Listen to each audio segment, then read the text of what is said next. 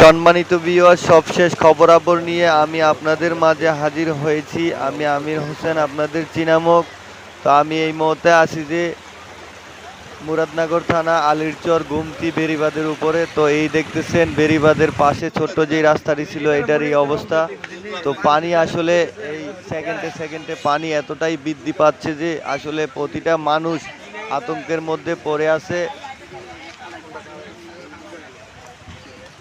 প্রিয় দর্শক, এই জায়গাটাতে গতকালকে রাত থেকে বিভিন্ন জায়গা থেকে স্বেচ্ছাসেবক ভাইয়েরা বস্তা টস্তা নিয়ে কোনো রকমভাবে এই বাঁধটাকে বেঁধেছে, যার কারণে ভিতরে পানি কোনো রকমে প্রবেশ করতে পারে নাই।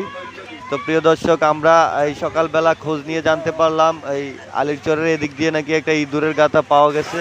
তো ওই গর্তটাকে স্বেচ্ছাসেবক ভাইয়েরা মিলে সবাই বস্তা টস্তা দিয়ে কোনো রকমভাবে গর্তটাকে নাকি আটকিয়েছে। তো যাক, আলহামদুলিল্লাহ, আমাদেরকে যেন আল্লাহ